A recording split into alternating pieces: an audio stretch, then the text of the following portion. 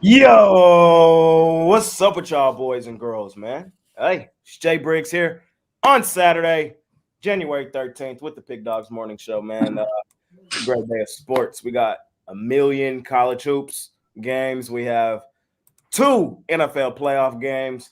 Nice card of NBA, man. This is what I call a money-making Saturday. I got the gang with me. Money Man Mitch. What's happening? What's up, everyone? Just excited to be here. This is our best card of the year of 2024 that we've seen so far. 135 college basketball games locked and loaded.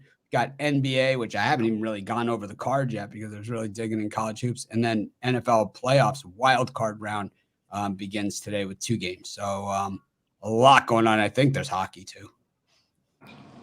16 games. Oof. Everybody's playing hockey today. Yep, everybody's in on hockey today. Nobody's off today. One of those days. I'm off. Me and Giovanni are off. Don't ask me about hockey. Ron the Don, Ron Romanelli. Usually on the Sunday show here on Saturday. What's happening, my man?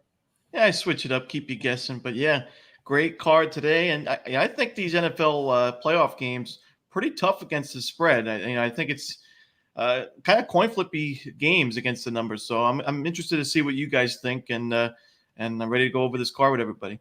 Yes, sir. Yes, sir. Yes, sir. Costi. What's happening, my man? Just recovering. I don't know. I was throwing things last night. My wife was a little upset. She even told me, I can't believe you like the Hawks. And that's a bad sign.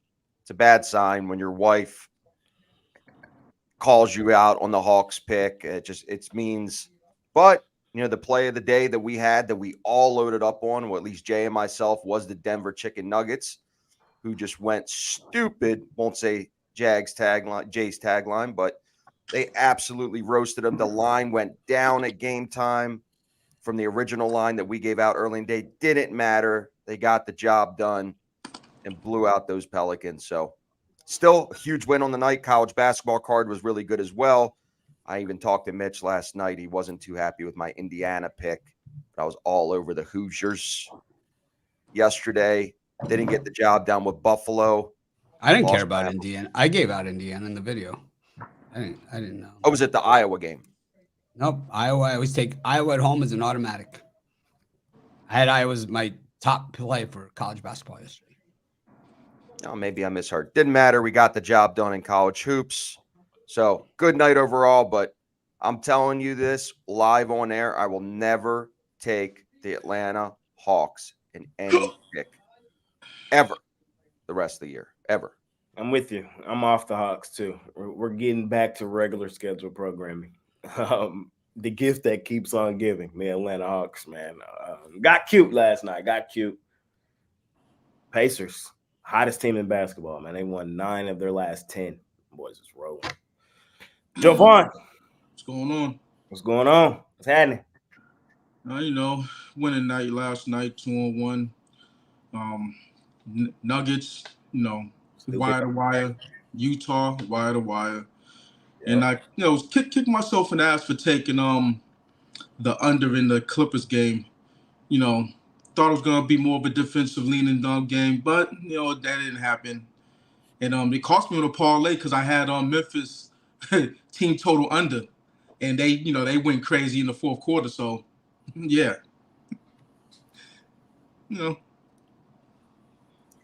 One of those games yesterday. Memphis almost walked them down. Yeah. Almost couldn't believe it, but hey, it happens. Cost me a nice little chunk on a parlay. That's one of the worst feelings in the world. one of those 10-team bangers. Ooh, busted up the parlay. Got to be in it to win it.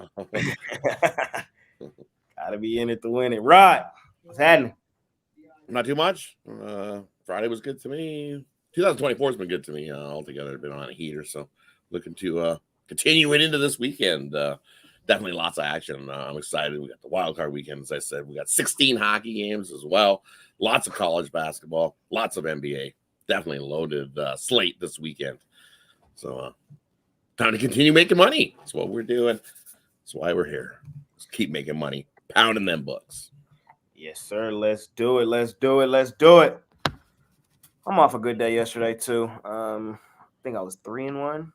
Only loss was those damn Hawks. I know, man. But hit the top play with the Denver Chicken Nuggets. Stupid, dummy, crazy. So, Well, I got some help here for you, Jay, for the future to avoid this type of thing. So we got the do not bet list. We got the Carolina Panthers, Washington Commanders, Atlanta Hawks, Shedeur Sanders for Heisman, hashtag we coming. So we got it all here. This cost me about 8 cents, less than 8 cents to make. One sheet of paper that actually I reused something from my scanner. And then I had a Sharpie that I just had in my wife's pen basket that she uses to mail out all this stuff to you guys. But yeah, there it is. Panthers, Commanders, Hawks, Shedeur for Heisman, we coming. It's so some people have a Christmas list. Mitch has a do not bet list. Love it. Some people ask for Jay. a bike. This is for Jay. This is Jay. These are the teams that killed Jay this year. I want a do not bet list. I like it. I like it. It was like Big Al on Thanksgiving, the Commanders the second time around. It was like when Big Al was like, well, on Thanksgiving had like, the 25 different statistics about it. It was like, Al, it's going to be 600 to nothing. Okay. It's like, then Jay jumps on the Commanders for that last game of the season, and CeeDee Lamb reaches over again, scored 2 touchdowns on the same play, and then scored another touchdown later on a no-doubter bullet in the back of the end zone. Yeah, the route was on. They only won by 28. It's close, though. It's a lot closer than the score. Yes, it was. Especially because they put the backups in for the last 11 minutes. Where you guys want to start today? You want to start in the 100-plus game college hoops, on the NFL, or NBA? I'm all ears. Let's do college hoops. Get it cleared out this way. More people join the show later. We'll get to the other stuff. All right, let's do it.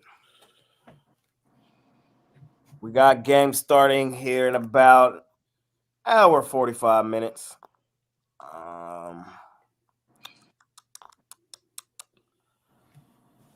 Let's go through 1 o'clock Eastern. So we'll stop at UMBC, UMass Lowell, and we'll start Tennessee, Georgia. I don't feel like reading all the games. Mitch, if you really want to, you can go ahead, but I think we should kind of just block them off. I think we're good. If we just say 1 o'clock Eastern start.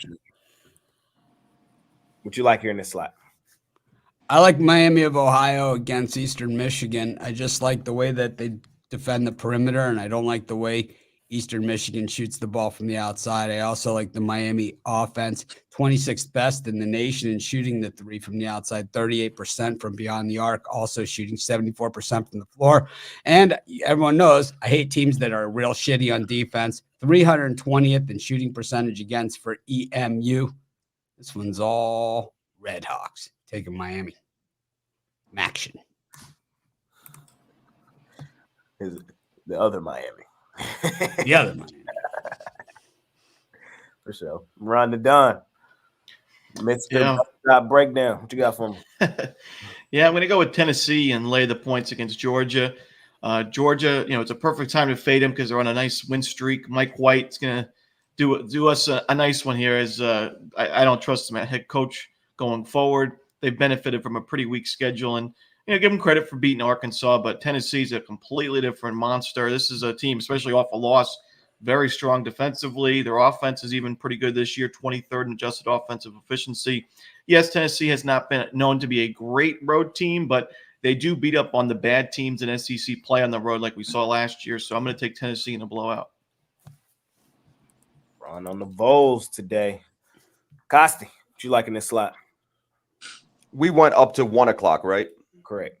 Yes. So there's another team that Mitch missed on the list that is fading Detroit. They are god awful. Yeah, but Jay doesn't. These are the teams that Jay actually picks that bust them up. Oh, that's a J These list. are these are these are the teams why we didn't win the Circa. Well, always next year. Give me Northern Kentucky. I know they're a public team today. Majority of the public's going to be on them, or Northern Kentucky laying the 10.5. Not any games I don't love a lot of games in this slot, but I've been fading Detroit for a while now, and I'm not going to jump off the train today. They haven't covered a game at home. They haven't even sniffed a home game that they even won, let alone cover. So give me Northern Kentucky.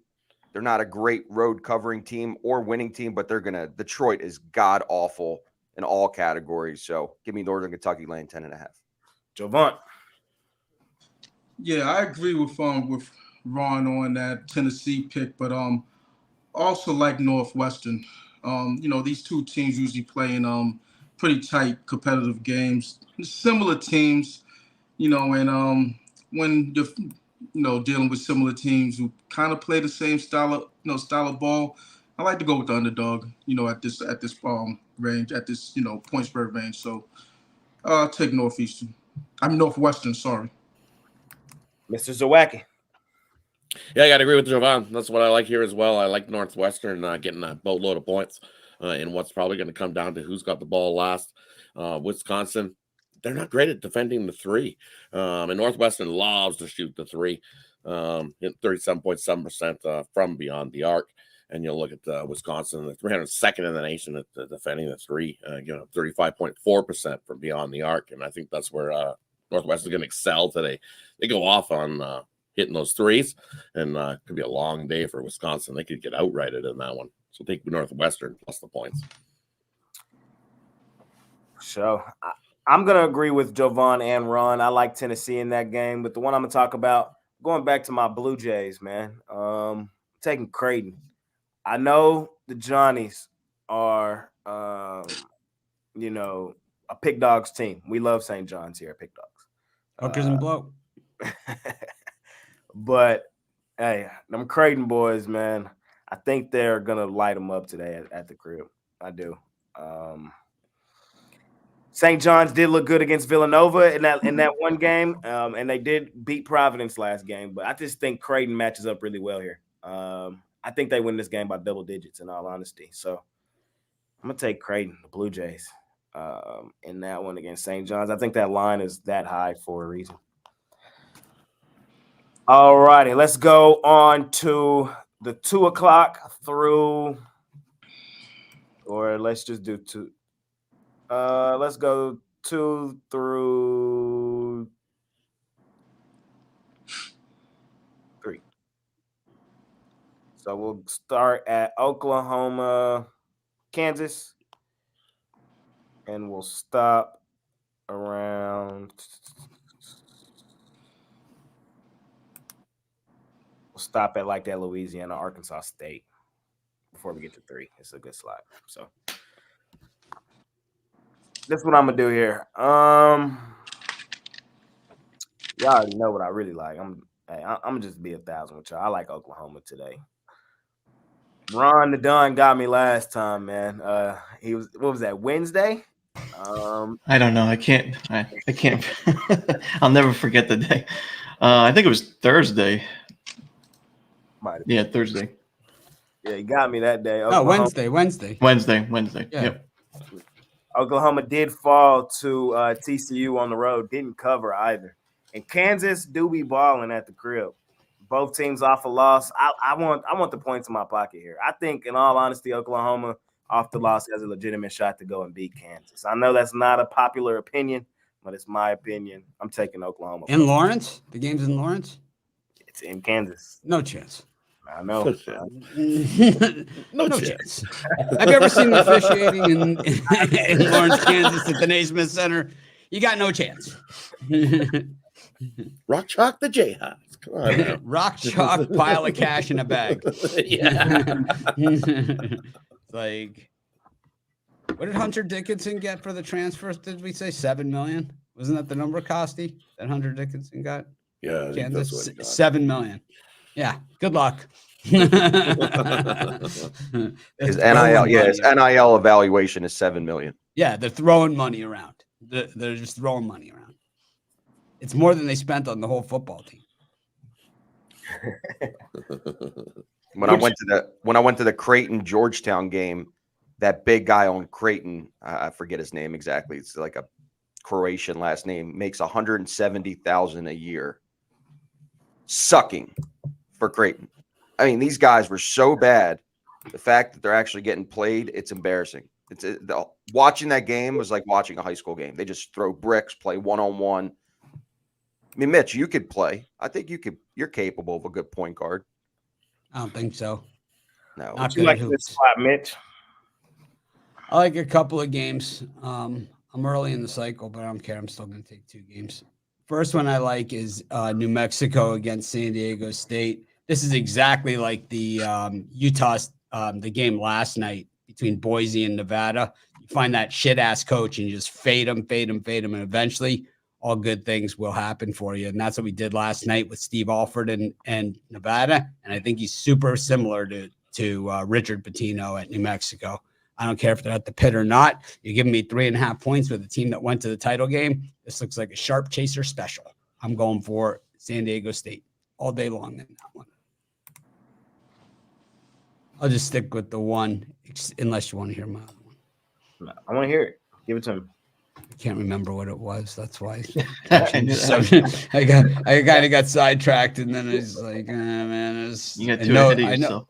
I know. Yeah, I got all excited about it too. It was like, oh man, it was Purdue against Penn State. Penn State sucks, and they're gonna get slaughtered. I don't like Purdue at all. You hate Trust Purdue. me, and I hate them. But at home, they're shameless, man. If they get up big, they love to get up big. Big Ten teams, we all know this. When they get up big, they love to shamelessly ass slap and act like they won the national championship in January. They love this shit. And this is a perfect opportunity because Penn State, once again, doesn't shoot the ball particularly well, doesn't play defense particularly well up against a team that's, top 10 in almost every major category. And at home, coming off the loss, yeah. This is probably the first time I picked Purdue all season. I'm going to take them. Romanelli. I'm going to actually agree with you, Mr. Briggs, on Oklahoma. Believe it or not. I think because of that loss to TCU, we're getting a much better price with the Sooners in this spot. And these are the type of games that I think you take the money line. I don't even know if you want to take the points. I mean, now it's, 7.5 points? It's a lot of points there, but I'd rather just take the plus money. I think Oklahoma, I mentioned I still think they're a solid team. I think they were getting a little bit overvalued going into that TCU game. Took their first conference loss of the season. I think we see them bounce back. I'm not big on this Kansas team this year. I think they're a little bit overrated. So I'll take the Sooners on the money line. Just go for a big shot there. There you and go. Love that. I like New Mexico. You call me a sharp chaser, but I just think I also believe San Diego State. I'll call you a sharp chaser all day long. Overrated team. All day. One of the toughest places to play in college basketball. You got New Mexico coming off a bad loss to Pitino. UNLV. Richard it's not Pitino. Don't matter. Mexico's the better it matters. Team. It matters. He's one of the worst head coaches to hit the college hardwood in the last decade. He stinks, man. He can coach you right out of a cover, out of a win. You're laying points with this guy, money line other side and reverse it up. Man. All day. All right. That's okay. It's your turn. You can Thank you. That's it. What you like here, Costi? Give me the Demon Deacons at home against Virginia. They've been playing really well. They did have that recent loss at Florida State, but aside from that, they've been very good, not only to win games, but against the spread. I love taking home teams on Saturday. I call it Saturday Massacre for a reason. It's just too many games to navigate. Virginia's been very inconsistent this year, and I'm just not feeling them today. They have the number head-to-head against Wake Forest in recent years. So Wake's only beaten them 1 out of the last 10, but this is a good spot for Wake. Back at home after the loss, good time to recover. Give me the Demon Deacons laying the 5.5. We appreciate you sparing us the square hand signal. I won't do that on the weekend.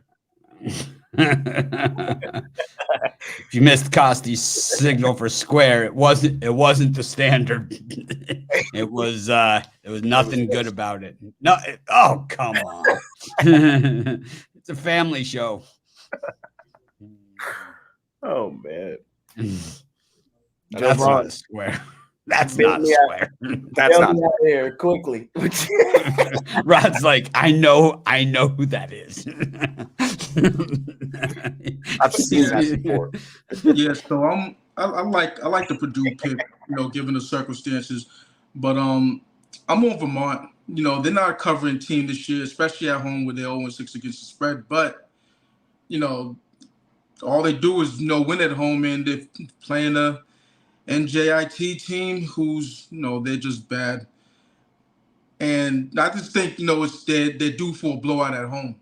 Quite frankly. So give me Vermont to lay the lumber against Ninjit. Hot Rod, what you got for me? And for me in this time slot, I like Kentucky here. You look at A&M, and I don't know. It looks like everybody's humping A&M. I don't get it. I just don't see why. It's Another like everywhere I look, pick. sharp chasing. Just like Florida last week. That got thumped. Yeah, I just don't see it here. Yeah, bad idea. This Kentucky offense is ranked second in the nation, right behind Arizona. They can hoop. So you're going to give me 3.5? Okay, I'll take 3.5, but I don't need it. I'm going to take money line. Kentucky wins this outright. They've won 6 straight. Make it 7. They outright A&M in this one. I don't see that angle either, man. It's like I sometimes like last week the Kentucky against Florida, just take the easy money. To me, I think it's like just take the easy money. It's like I don't know. We'll see. I think A&M's favorite there for a reason. Yeah, because the sharp chasers, the sharps will get them. Same people that had the Hawks are probably on them, man. That's why. You look down the thing, you make a couple calls. The same people that were on the Atlanta Hawks are on that fucking team for sure.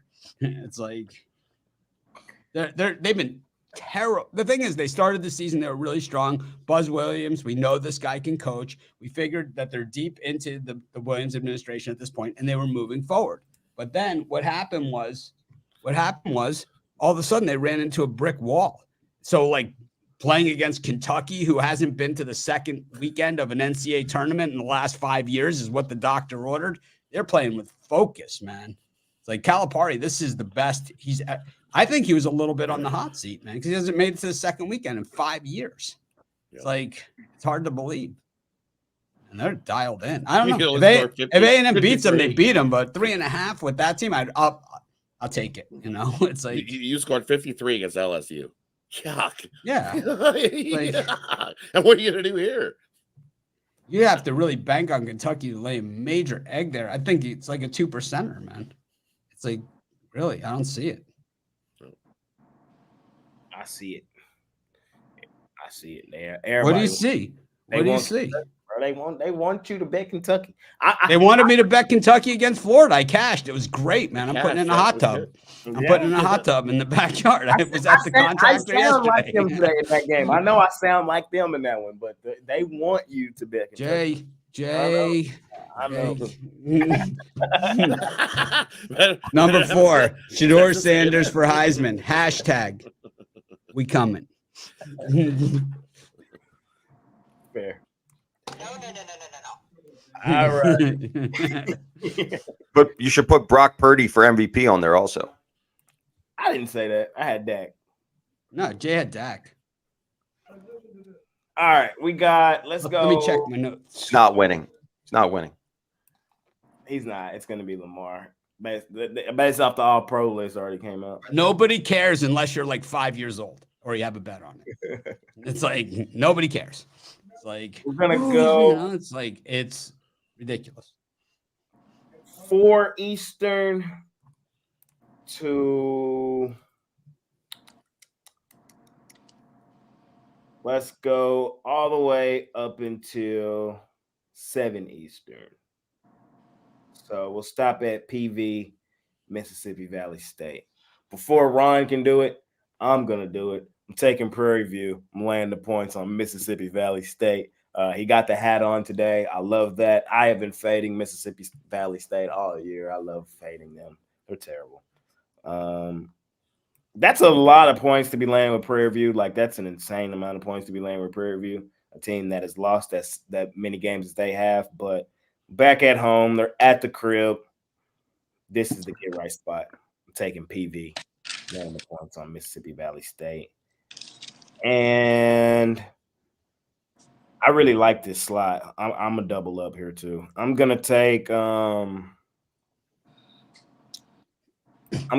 Iowa State and lay the points on Oklahoma State. Iowa State at home is tough, fellas. They are tough. Jay learned that the hard way. He had. Them boys tough, man. You know what I mean? Like the way Jay doesn't just he get off the bandwagon, he gets on the other bandwagon. Like, and it's like the phone. You gotta learn your lessons. You know what I mean? You gotta learn them. And Iowa State, they're tough, especially at home. We just seen Oklahoma State get their doors blown off by Texas Tech, who's good but not great. Texas Tech is also typically solid at home. I just think Iowa State blows them out. So them the two I like in this slot. Mitch? I like Duke against Georgia Tech. Georgia Tech won the first meeting in Atlanta. And generally, I think if you want to upset one of the big boys on the road, the way to do it is you got to play serious defense and be able to hit threes. And Georgia Tech, 329th in the nation at three-point shooting, 303rd in the nation in shooting percentage from the floor. They are absolutely miserable. I think could see the good old-fashioned Duke run happening in this one. I think they blow them right out of Cameron in a revenge match. Duke hasn't lost since that Georgia Tech game. We're going to kill them. We're going to kill them, chew them up, spit them out, and kill them again.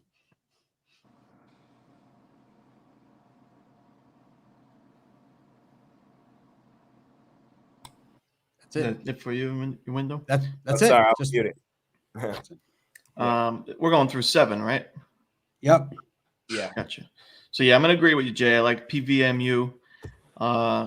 Mississippi Valley State, some strange things happen in their home games when we get to conference play. It just seems like they find themselves always slipping and getting the cover at home as the dog. But on the road, I don't think it's going to be the case. I think Prairie View wins in blowout fashion. I don't think I've taken PV at all this year. So just because I got the hat doesn't mean I've been backing them. It's not a great PV team this year.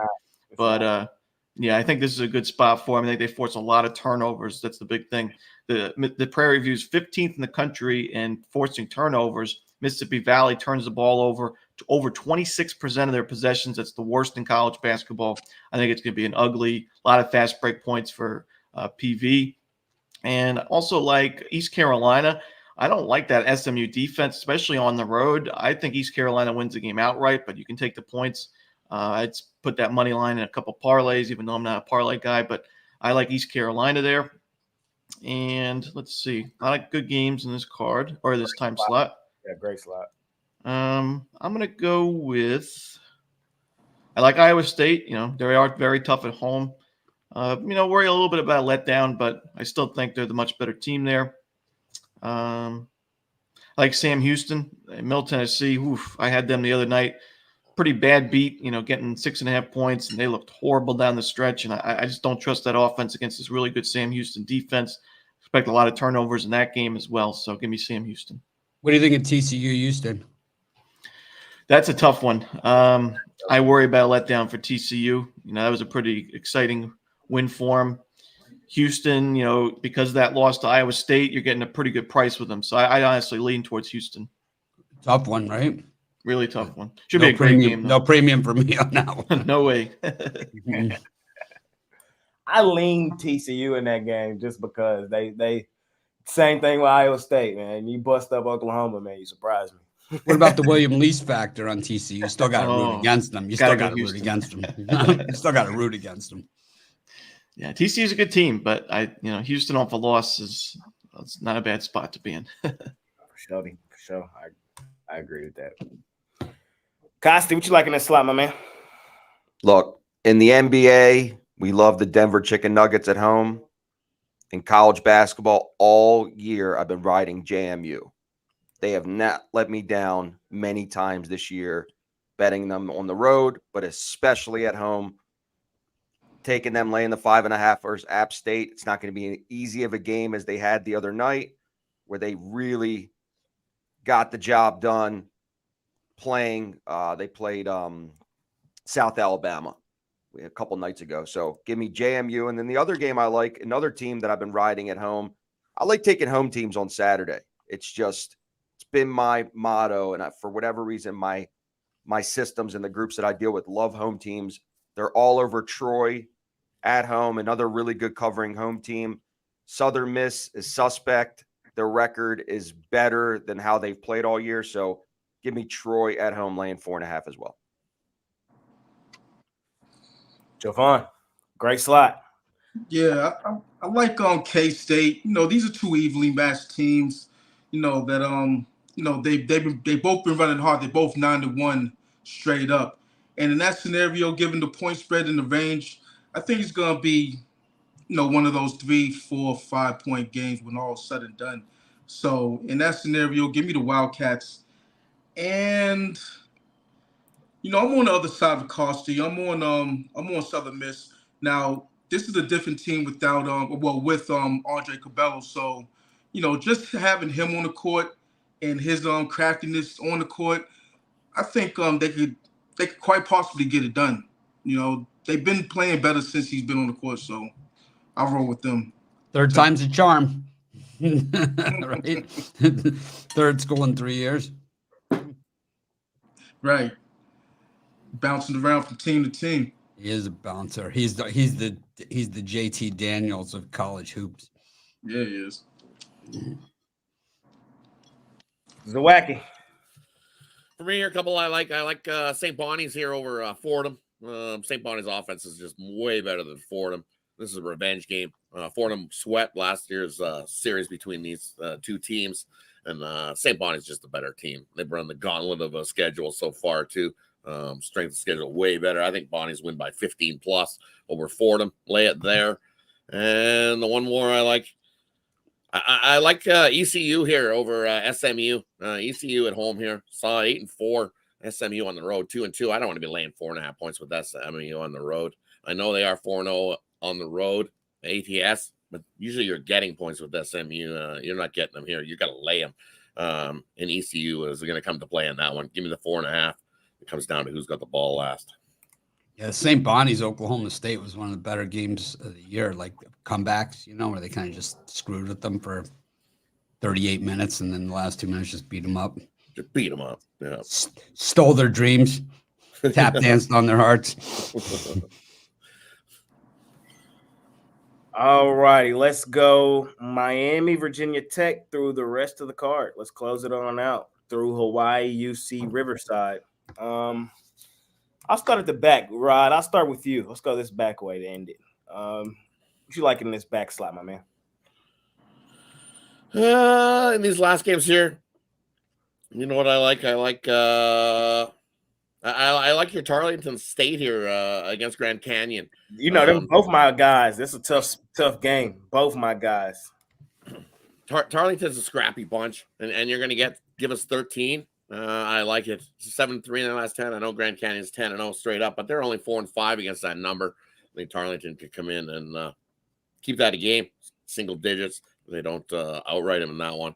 And you know what? The other one I like Cincinnati at Baylor. This Cincinnati team is pretty good. 12-3 on the year, 6-9 on the number. I know you see 2-1 on the road, 1-2 against that number, and the way Baylor is at home, I think Cincinnati comes in and almost shocks them.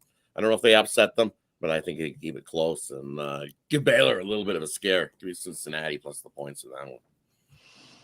Javon. Oh, I'm looking for the game. Oh, yeah, I'm on St. Mary's. I usually don't go against Santa Clara, especially in this home dog spot. But they are coming off that upset win last game, and I think they might have a letdown spot in them. So a letdown in them.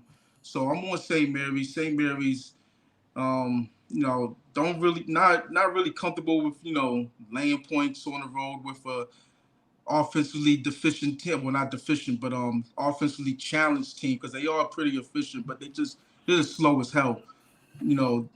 But I just think that they'll get the cover in this one. And let me see if there's anything else that I want to touch. I lean Santa Barbara. No commentary on that. What up, beaches? Come on, Jovan. They roasted me the other day, man, against San Diego. Ruffalo, I told you the Titans were going to win. Gave me the hands on the hips. I told you they were going to win. Did it on the show. That's why he's not here today. I'm just kidding. I don't know why he's not. Nah, that is a tough game. I'm not touching that game today, Jovan. I like betting Long Beach State, but that game, like Mitch said, that the last one against UC San Diego was kind of concerning. It was tie game at halftime. They got blown out, man. It was terrible. San Diego's actually pretty good as far as San Diego's go. Costi. So I like 2 games in this slot. Love Oregon at home. Ouch. Love Oregon at home. Cal has struggled on the road. They haven't played too many road games yet, but they're just struggling altogether. I mean, they did get the cover the other night for me. I was on Cal, but it's just a bad spot for them. I like Oregon most games at home this year, and I've been doing very well covering with them, so I'm sticking with them. And then the other game, love the Buffaloes. I think it's going to be too much for USC.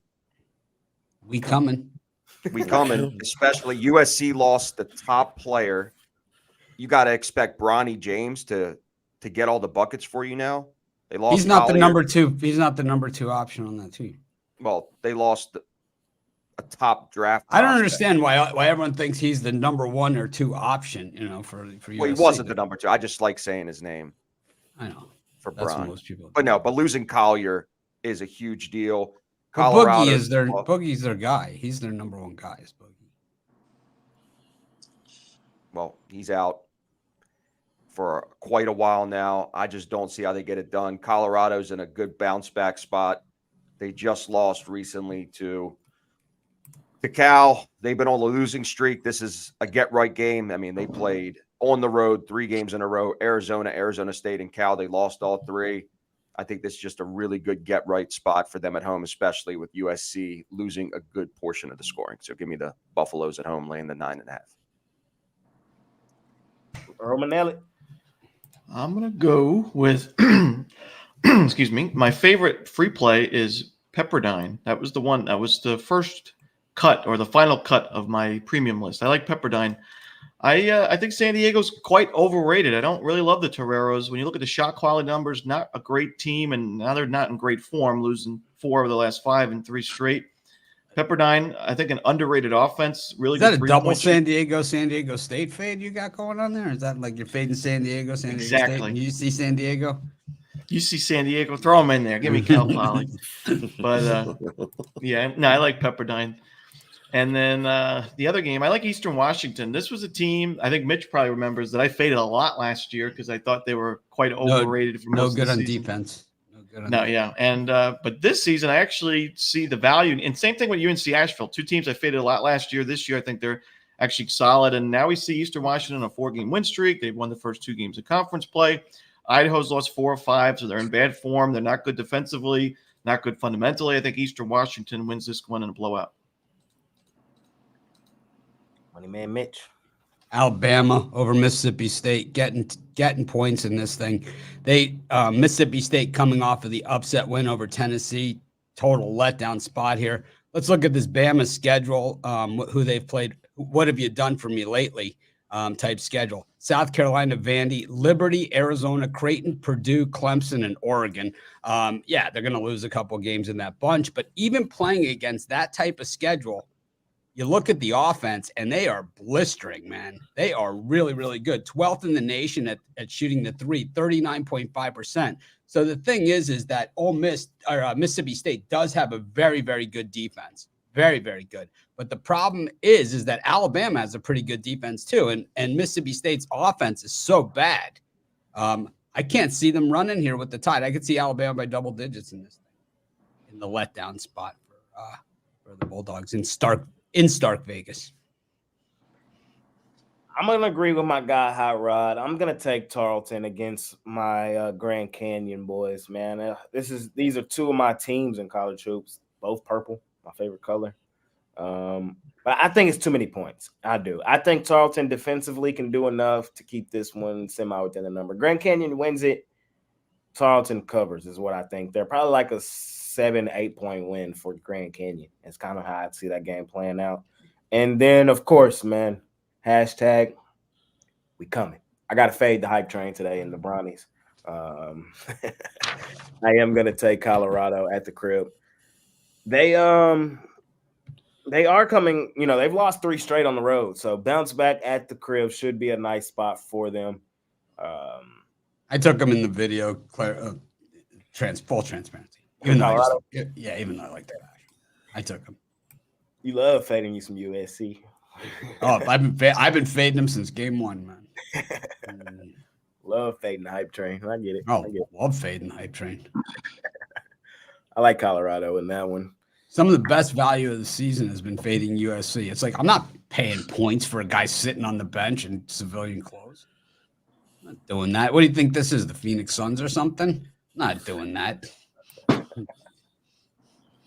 Beal's sitting there. He's got his Pink Floyd shirt on or something. WWKD. All righty, fellas. That's all of college hoops. We made it through. Where y'all want to go next? NFL, not Vermont.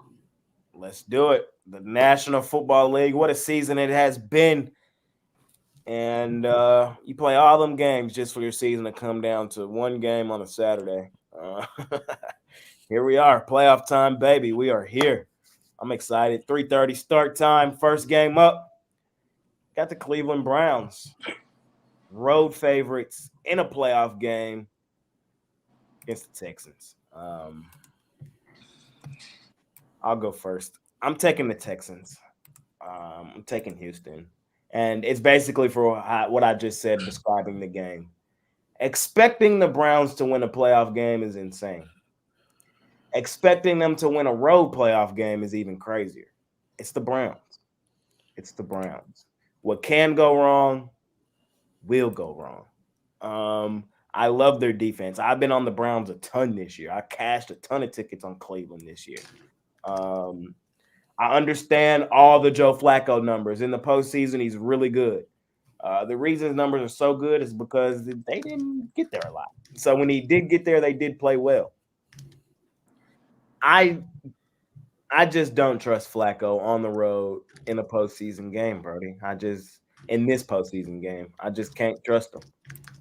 I'm rocking with the home team, home dog. I want the points. And in all honesty, we might not even need the points. I think the Texans win it outright. Mitch? Taking the under. I know it's probably the square play, but whatever. I'm taking it. I just think that you have 2 good defenses. You have a guy who's never played in a playoff game at quarterback on one team. You have a guy who's probably played in one too many playoff games on the other team, and they're missing their top running back that they have been all season. Nick Chubb, anytime touchdown is prop is off the table in this game. No Chubb. I'm going to go with the under, though. I know it's square as hell. I don't love it, to be honest with you. I got premium on the side. So that's why. We don't need your vagina. That was a good square. That was a good one. Looked like a vagina. Just did. This is square. No. Yes. Rod. Well, I'll tell you who's our judge here on the show. Rod, make the call. This is square.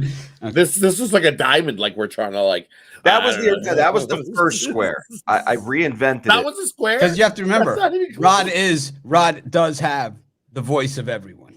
That's a square. Close. How do you? That's not a square. I had it yesterday. Rod, what would everyone say about this? That's not a square. Everybody would be like, that's not a square. There it is. There it is. That's a The square. voice of everyone is spoken. That looks like a pentagon. It's got like a roof and a couple sides and the That bottom. looks like devil worship shit. No, it's like the people in the comments have it right. It's Illuminati. You know what Illuminati is, Mitch? No, but I know what this is. Romanelli. I'm going with the Cleveland Browns. I just like the defense. The offensive line is one of the best in the league. The run game's starting to get going now. Back-to-back strong weeks to end the regular season. Experience at quarterback. May not be the most talented, but this guy's got a Super Bowl MVP. And you say, can we trust the Browns to win a playoff game, Mr. Briggs? But since 2002, the Houston Texans have 4 playoff victories in their franchise history, and they've never been to a conference championship. And they got a rookie quarterback. So I don't know if we can trust Houston either. How many Browns got, though? Sure, but I'm saying I wouldn't say that Houston's some playoff juggernaut. So I'm going to take the Cleveland Browns. Costi. All right. So the NFL scenario that they want to see. Who's they? We just say they. They. The people above. It's everybody. Top floor. Everybody. In the penthouse. Everybody. God's in my penthouse, man. That's what I got. It's the same everybody. The guys on everybody upstairs. They want to see Joe Flacco come to Baltimore for ratings. They want to. Oh yeah, because everyone's so excited about that around the world. No one gives a shit. I can tell you, I have not heard that one time. It's like I will. We don't watch the news. Second, that on the media they're running with this shit, Mitch. I know you're not on there, man. They are running with this shit. I don't watch any of it, so I wouldn't know. Well, that's why. They are heard it. Look, man. Look, Flacco. I finished season 1 of Yellow Jackets. I'm getting into season 2. Okay, I'm turning the corner. I'm turning the corner. Quick review. Isn't it good? I think it's okay, but it's starting to lead me down that Lost road. And No. Just stick with it. It's starting to remind me of Lost. I know. Starting to remind me of Lost. It gets good. It gets good. I'm 11 hours in. It gets good. Just keep waiting. It'll get there. No, you start to really understand what went on and see that. I'll just let it go. That's you really take a deep dive. Now, is season 2, is it complete, or am I gonna have to wait for episodes? No, it's complete. Season 3 is coming out soon. All right. Okay. You have season 2 to go. All right. So back to, I've been back and forth on this one. I'm taking the home dog. Give me the points at home in my back pocket. I get it. Flacco has more experience, but also he had one good run in the playoffs where they were playing on the road. So it's similar, but it's not the same Joe. This Joe makes mistakes. I think that the Houston Texans have the team defensively to make him make those mistakes. I think this is CJ Stroud's coming out party. This is where he elevates his game. Having that home played like 2 weeks ago. The Browns beat the shit out of him. He just came back. No, he wasn't in the game. He wasn't in that game. He wanted to be, though, but he wanted to be. No, it was Case Keenum, and Davis Mills pays the bills. Does Case Keenum keep the Browns off of 418 total yards? 26 first downs? Yeah. He got roasted. What it does do again, it's a 50-50 game. I got the answer for you. It keeps the Houston offense on the field longer, which doesn't allow the Browns to get that many guys. Baloney. I know Tank Dell is a huge factor. Not having him has definitely shown that they're less dynamic, and Nico Collins has to do too much. I'm still taking the 3 in my back pocket at home. Nick Chubb, anytime touchdown. That's 1.5 now, Costi. Where are we getting threes here? Yeah, that's 1.5. When I gave it out on Monday, La La Land, in La La Land on Monday, when it was 3, that's what it was given out. So as of today, as a prediction, it's a 50-50 game. It really is. I mean, you could make an argument for both sides. But yes, on Monday, when all the sharps gave me the plays, we got it out at 3.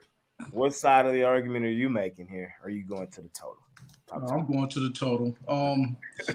Yeah. So last game, it was a lot of points scored, a lot of yardage ran up, and I think in this one adjustments are going to be made. So I'm on the under in this one. Playoff games, games are usually shortened. Even though neither one of these teams are gonna be really running the ball that much, you might see a little bit more than what you would expect. I don't expect a straight shootout. I expect CJ Stroud to be kind of nervous, especially in the first quarter. And Flacco, you know what Flacco's gonna do. He's gonna throw a pick. So he might sling it, but he might sling it to the other team. I like that too. Hold on, let me try to find that Joe Flacco INT prop. Let me see what that is. Oh yes, sir. Sign me up. It's got to be high. It's got the minus 500. Yeah, the juice has got to be high on that one. There hasn't been a game where he's played yet this season where he hasn't thrown a pick. So if you get multiple, that might be one to take. Like I've been on them INT props. Yeah. How about Flacco 3+ interceptions and Browns money line? That'd be a good one. And Browns money line. That's just gonna happen. I mean, he is Joe Flacco at the end of the day. Right. I see over interception. It depends. You got to shop. FanDuel got -148. BetMGM -185. DraftKings -175. That's not bad. He's gonna throw it. Yeah, I'm still not laying closer to the one on whatever. I'm not laying that. I'll lay the 145 maybe, but yeah. But anyway, yeah, I have no choice but to take the under in this one. Given the circumstances of this particular game, I don't think we're gonna see a whole lot of points in this one. And at 44.5, 44, whatever you could get it at. Yeah, I would rather take the under.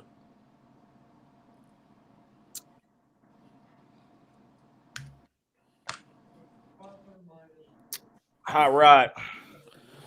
And for me in this one, what have I said all year? Browns on the road, you take the over. And I'm not going to change that here. You look at the Browns on the road, and what have they done? That defense, it just hasn't traveled on the road. They give up points. You look at Cincinnati, we scored 45 points. Got us over the total. Last time in Houston, we've seen 58 points, up and over the total. Last time at the Rams, we've seen 55 points, up and over the total. The only one we didn't, we got 41 in Denver. The last one in Baltimore, 64 points. So 5-1 on the road to the over has been the Browns in their last 6. And we just seen these two teams head to head, and we got to well into the 50s. Give me the over. We got the Dolphins and the Chiefs. I see Kansas City now laying 5. We all are aware of the weather situation. They've been blasting that down our throats as well. It's supposed to be terrible out there. I don't know if there's like snow on the field or what, or if it's just most of these fields are heated. Yeah. So No, there's no snow, just very cold and windy. Because the wind's coming to the east for next week. What? It's going so like the Ravens game next week. It's getting the same. So it's coming from. This is the wind. It's coming like this. It's going to the. This is the wind is coming from Kansas City. Move. We learned this yesterday. I had not seen it before, but I got a question for you, Costy. It's swirling and it's just going to the east. Where did you see it's going to be 60-mile-per-hour winds? 60. So now it changed. It was gusts. The wind was 29 with gusts of 60. What's now the gust symbol? Because this is the wind. What's the gust? Gust?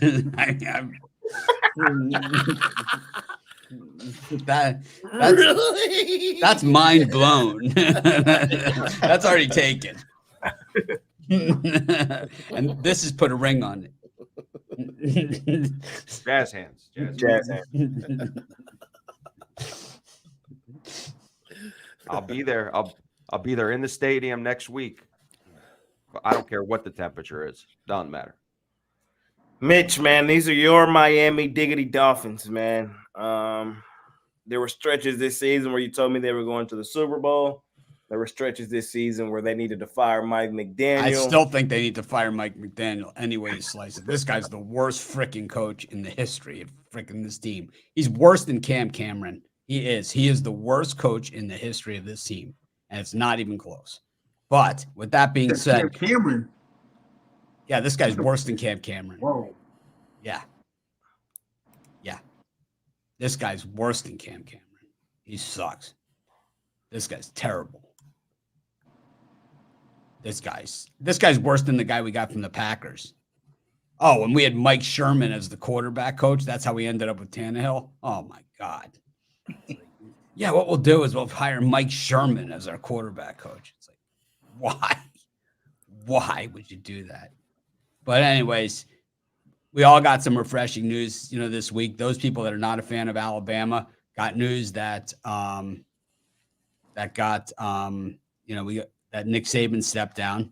Those of us that are not fans of the Patriots, Bill Belichick leaving New England, and those of us that are not fans of the Kansas City Chiefs, Travis Kelce will be back for next season. So I think that might inspire the Dolphins here a little bit, and I think they at least cover the spread. And then probably something like last year where they can't snap the ball because this guy's such a genius.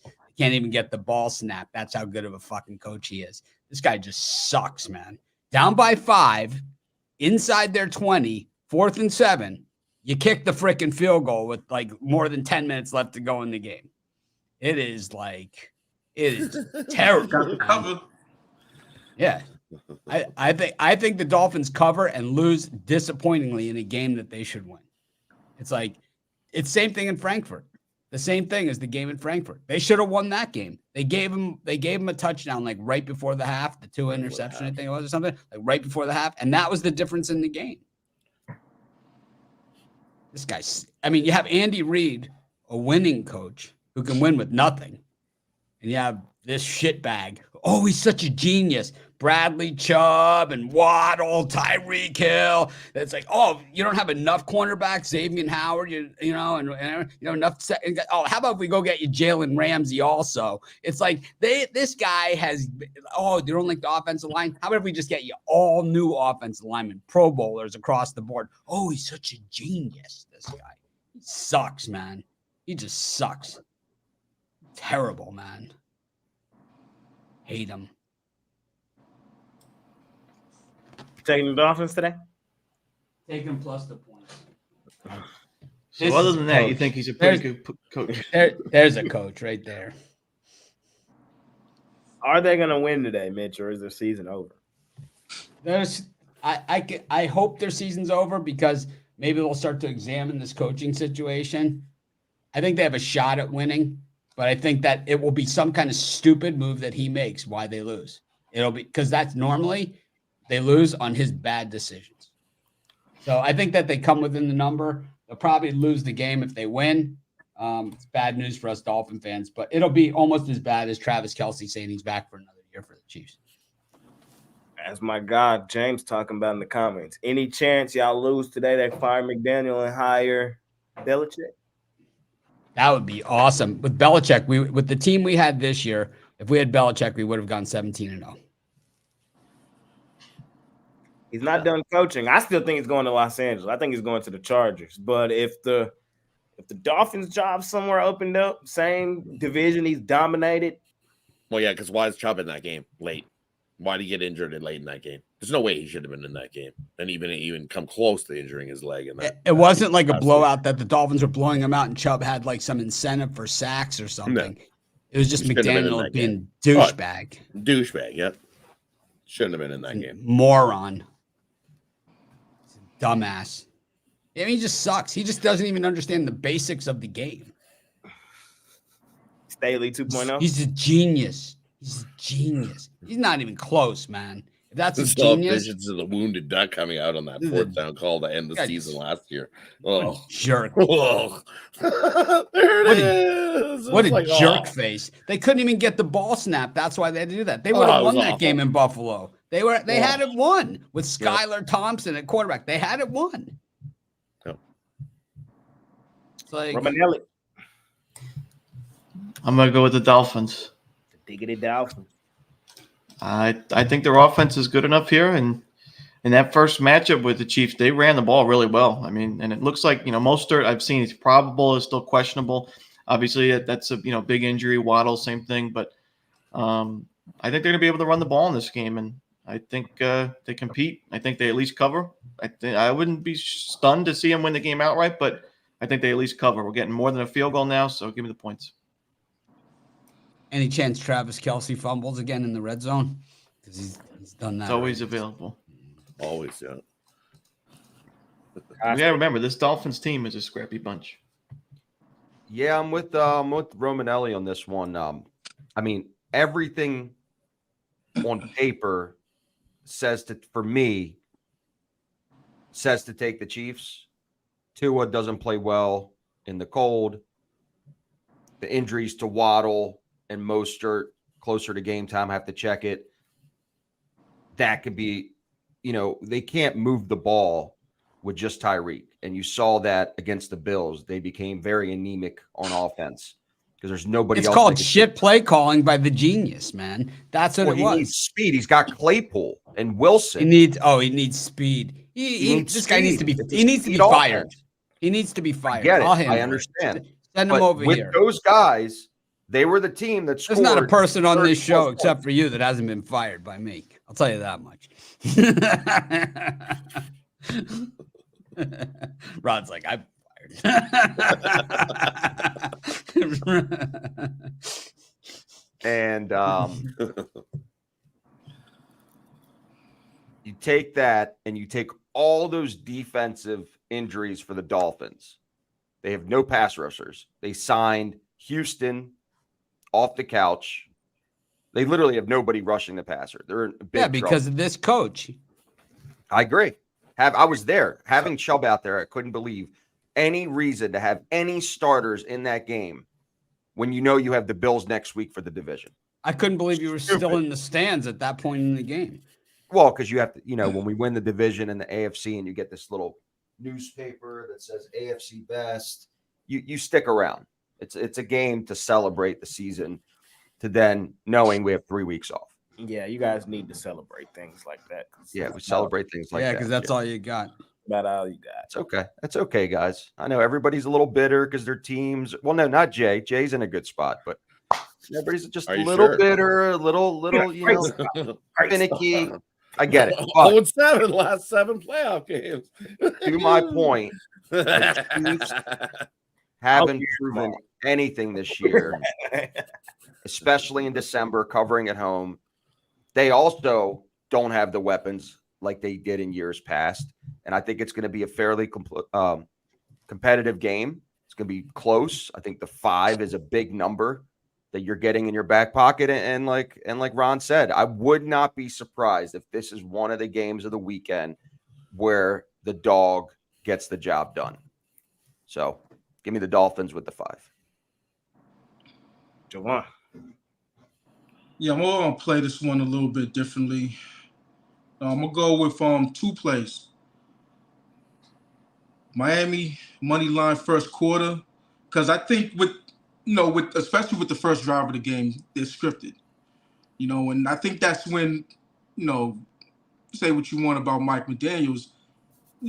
He beginning of the games, he schemes it up pretty well on offense, with the scripted plays and all that. So I think they could get some points out of the Chiefs in that first drive. And, with the way that the Chiefs have been playing on offense all season long in their deficiencies, I think they can have a lead at the end of the first quarter. So I'll take that plus and on DK it's on plus 142. And then first half, I'll go with the spread on Miami. 3.5, give me that. I think it's gonna be a 3-point game or a tie game, either way. So that hook will loom large in the first half. Second half, it might be a different story, but as for the first half, I think that Miami comes to play. That Colts, that fucking coach. I just knew we were gonna win. It's gonna be the worst beat I've ever had. I have no hopes for this game. 0, man. I'm hopes up. I'm not like excited, we're gonna beat them or whatever. I think they should beat Kansas City. I mean, they're way better team, but this coach, man, stinks. It stinks, man. That's what I say every time this guy comes to a place where he has to make the decision. What you think here, Rod? For me, you look at this one, and it's everybody's going, the Dolphins are frozen. And the Chiefs aren't going to be frozen? It's not warm out there. It doesn't matter who you are. It's still going to be cold. It's not. There's no difference. It's going to be a cold day in Kansas City. It's nobody prepares for this cold. It's ice, bitterly cold. Your hands are going to freeze. And you know what? I like both teams to run the ball. I think Pacheco can have a good game. We know the Dolphins defense is beat up. So I think I like the over here. I really do. 43.5. Everybody's humping this under going, oh, it's cold. I'm like, so you hand the ball off and run away. We see what the Dolphins did to the Chiefs in the meeting in Germany, and they ran the ball. And I think the Dolphins defense is a little beat up, and they can give up some run. Pacheco can run the ball. I think both teams run the ball, and we get over this 43.5. I think it's a little bit light. And I agree with Joanne. I like the Dolphins to have the lead heading into halftime. Dolphins 6-0 following a loss in that first half money line. Dolphins head to the halftime break with the lead. Dolphins money line, first half, and the over full game. Oh no, I'm on the spread in the. I know you're half. on the 3.5. Joanne's on the 3.5. I don't need the 3.5. Dolphins win it outright, money line. Still get a win for you though. Yeah, going into halftime, I think it's a 3-point game either way. So I'll take that hook. Here's what I'm doing. Money line in the first quarter though.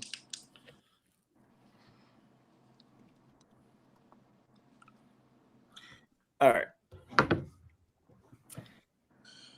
Laying 4.5 in this weather makes me nervous. But if you think I'm betting against Patrick Mahomes and the Kansas City Chiefs in Arrowhead at this time of year, you're insane. No, sir, not me.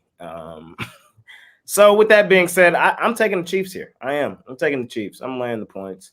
I don't love it, but it's the right play. It's the right play. The Dolphins, they're going to freeze their goddamn ass off. Rod, I get your point that both teams are cold, but one team is there. You tackle somebody in a minus. You ever try to tackle somebody in minus 50? Team spends 10 years, spends for sure 10 months out of the year in the best weather in the fucking world. Kansas City doesn't play. They don't spend all year or 10 months in this minus 50 playing. They don't. But a lot of their time they're in a practice indoor facility. Sometimes they'll get outside to let me ask you something. Are you not 1 million times more equipped to deal with that than I am? The weather. Oh, definitely, because I that's all I'm saying. And that's all I'm saying. That's all I'm saying. Me and you wouldn't play the football game outside. You don't think you have? But you got to remember, some of these players. I'd run right past his ass, man. I'd run right past him. You'd never even see me doing this shit, high stepping it. I still got some speed. So look, I'm a bet on Mitch to run past me by a mile, even in the minus 40. He's got to carry the 20-pound sack of potatoes with him, though. Then we'll have a race. I understand the Dolphins do have the better running game. That is also concerning, but But the Chiefs have Kelsey. I'm not betting against 1-5 at home in the playoffs, bro. I'm not doing it. Money line is minus 240. That is absolutely insane. But I'm gonna pair it up in a parlay with you guys here in a minute. What? Minus 240 money line is what you're taking? Money line. But I'm gonna pair it up with something here in a minute. No. I'm here to make money today. You know what I mean? Yeah, minus 240 on the money line. You're here to make money. Did you stick not with your Oklahoma on the money line versus Kansas? I like that. I like that better. I said I'm gonna pair it up in a 2-team parlay. So it's gonna be that'll help things. Most definitely. Why stop at 2? Because the Chiefs are not losing today. That is a guaranteed fact. Why not 3? That is a guaranteed fact. They're not losing. Why not 3? You know what I mean? I'm still a degenerate at heart. I say that all the time. Well, then why not make it a birdcage with that Joe Flacco anytime interception? All right. Fine, here. Birdcage. I don't even know if this is gonna pay even money, but I'll give you a Well, if you bird. get that Flacco anytime There's interception in there, no bro. way in hell that's not cashing. Thunder, Celtics, Chiefs, all money line. That's terrible, man. There's no way in hell it don't cash. There's no way. There's no way. Let me see No what it way. pays. See what it pays for me. I just looked at the card right quick. Thunder, Celtics, Chiefs. Chiefs. There's no way in hell it doesn't cash. It's minus 142. Yeah. No way in hell. There you go. Pair it up. If you take the Celtics out, it's minus 167. So you might as well just do the Thunder and the Chiefs. Yeah. There's no value. There you go. But I believe in magic. But now I'll give you this. This is what you earned with that parlay. But I believe in magic. Hey, that looks like one of those Instagram posts where he's like, "Oh, lock in, Lock it in. on fire, Throw the key away. Throw the key Money away. line parlay." Yeah. Oh man, Cash. it is for like a single bet. Like, come on, knock it off. Throw in the Bills money line. Have an open parlay for tomorrow. No. Bills reverse spread plus 10. Yes. Speaking of NBA, let's go there. Let's go to the NBA. Let's talk about that Celtics game. They are laying a huge number on the Houston Rockets. I like the Celtics laying the huge number. I know that my audience, I got those parlay guys that are doing that shit. So I at least try to help them out. I like that 3-team parlay guys. But in all honesty, I like laying this huge number with Boston too. It's a bounce back spot at the crib. It's a terrible spot for the Houston Rockets on the back end of a back-to-back on the road.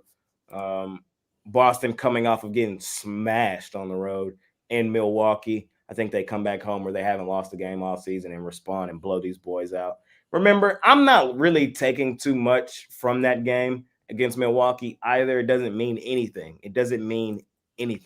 I even bet Milwaukee that game because it was such a terrible, terrible, terrible spot for Boston. That's all on the road against a good team. That's the terrible spot, right? No, for the Celtics. No. Yes, it is. Let me tell you why. That's damn near a scheduled loss. Remind you, they played the number one seed in the Western Conference the night before. Then they had to hop on a plane and then go play Milwaukee. So it wasn't a great, It wasn't a great situation.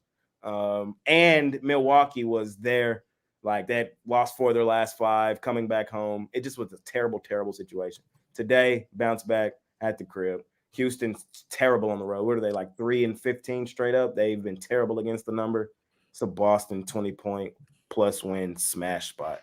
So I'm taking Boston here. Laying the points.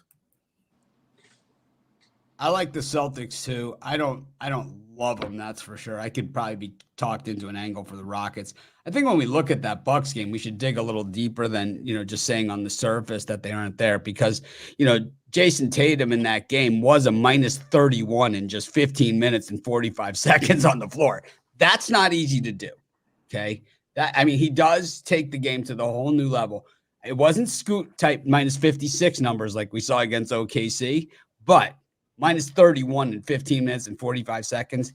The man has a gift against good teams on the road. Oof. Even at home in any kind of meaningful game, any kind of stand-up game. Wow. Minus 31 in 15 minutes. Brown was also, no, he wasn't. Holiday was also minus 31. Brown was only minus 17. 5 of 14 from the field, bricking them up. This team's going nowhere. Ron? They're the best team in the league, and it's not even close. No, they're not. Yeah, they are. No, they're not. Yeah. Who has more rings, Jason Tatum or Jay Briggs? I think that's what it really comes down to here. And I think that Tatum someday will get his ring, but you know what it's going to be? He's going to be that old guy on the bench that got traded to like the Warriors or something, to Thunder, the veteran guy that they just stick at the end of the bench and he gets that lifetime achievement. He's finally got his ring. Like when they traded Ray Bork to the Avalanche type shit. Yeah, but they didn't stick him at the end of the bench. He was front and center. Who? Ray Bork.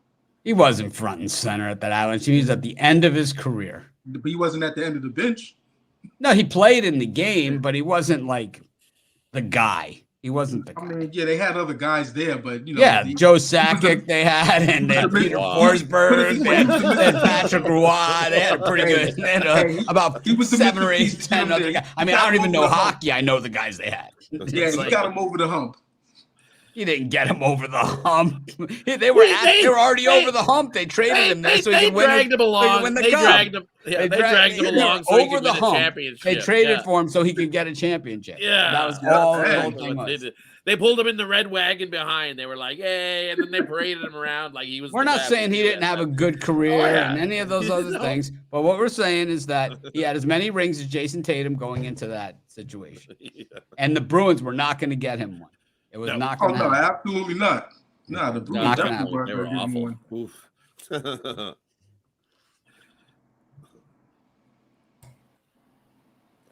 Romanelli.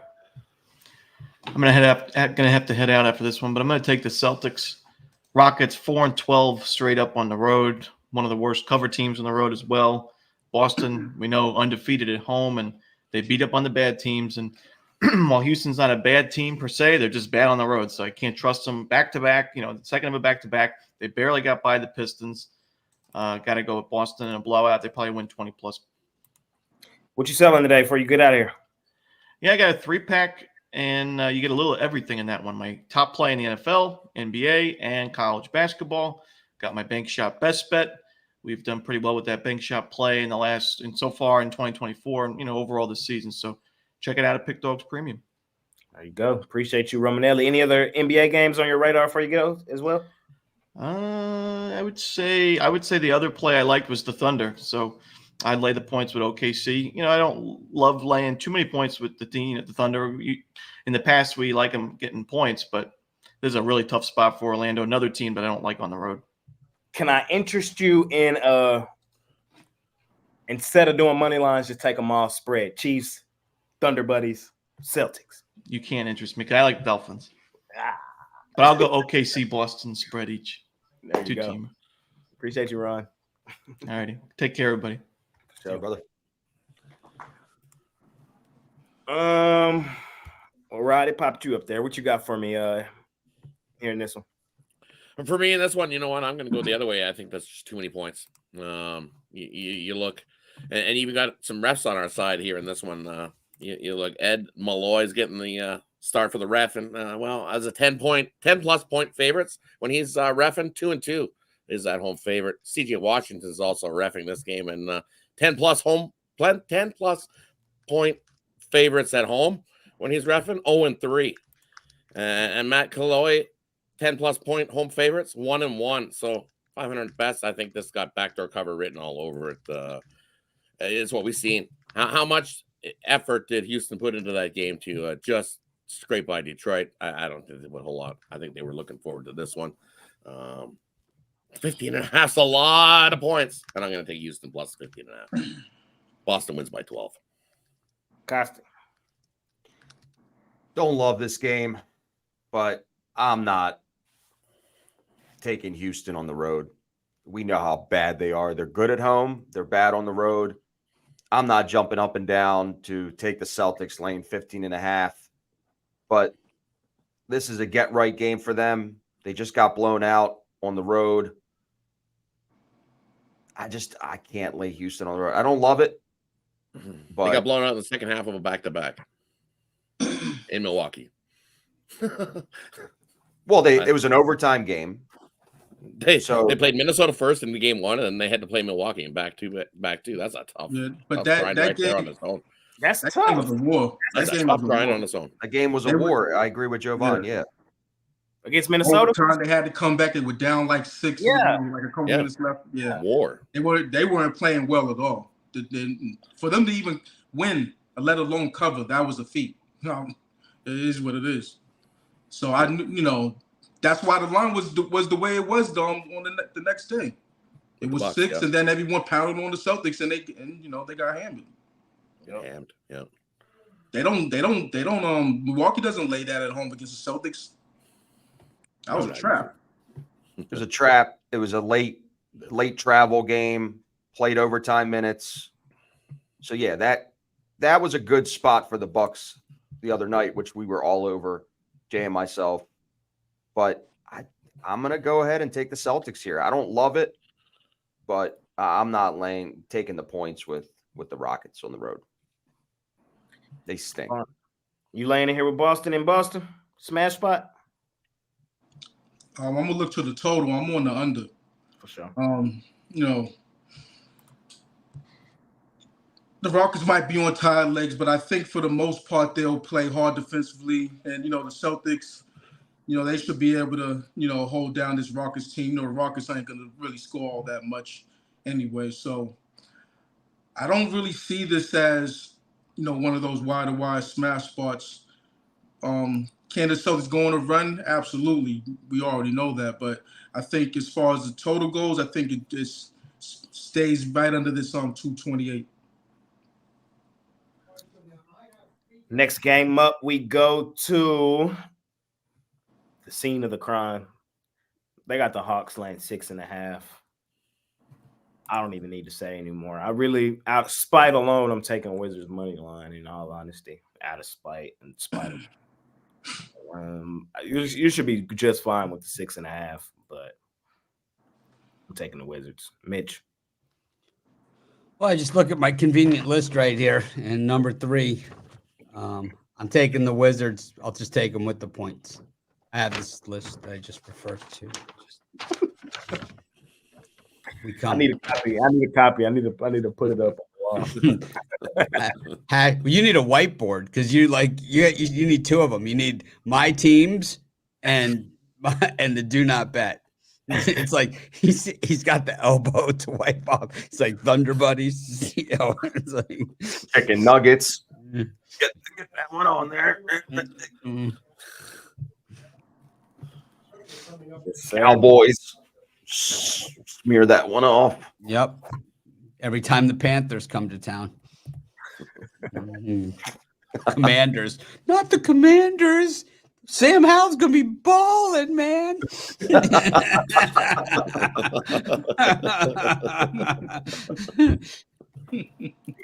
Even Jovan had the Jacoby Brissett, and he's like, wait a minute, Howell's starting? I'm betting it all on the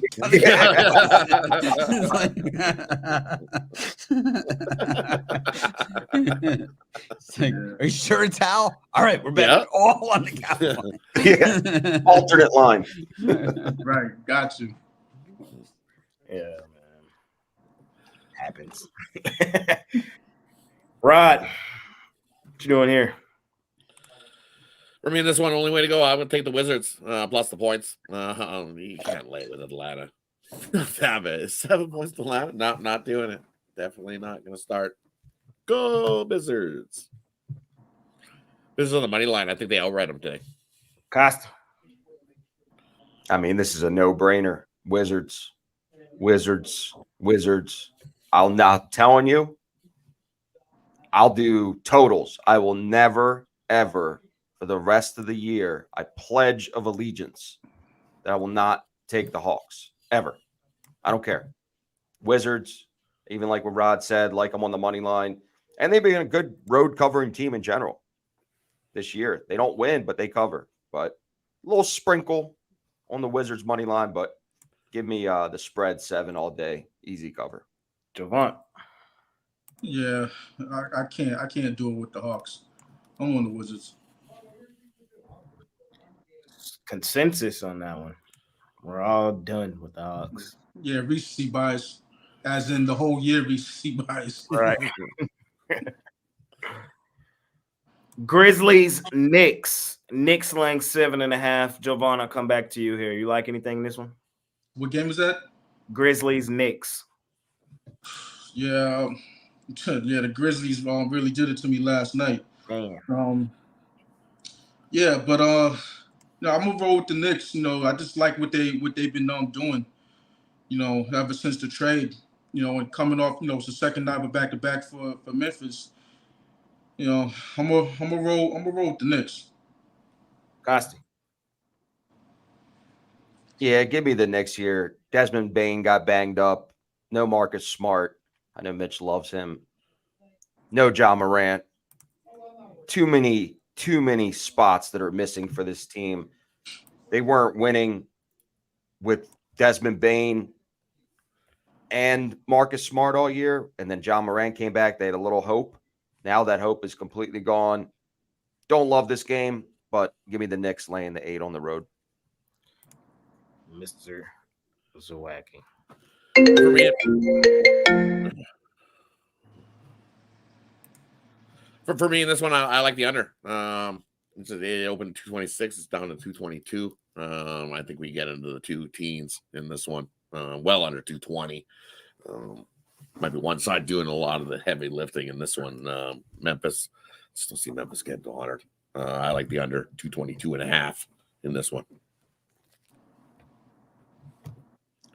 Mitch.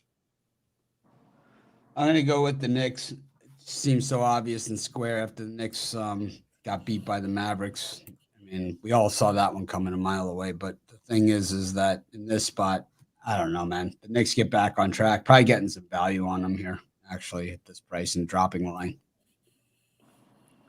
I'm on the Grizzlies.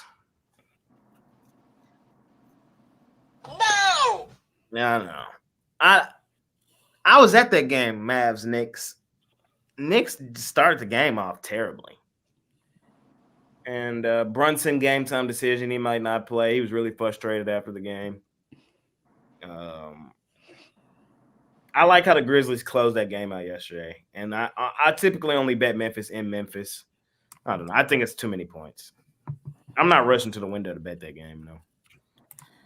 Bucks, Warriors. They got Milwaukee laying 11.5 on Golden State. I'm taking Golden State. I was on them yesterday.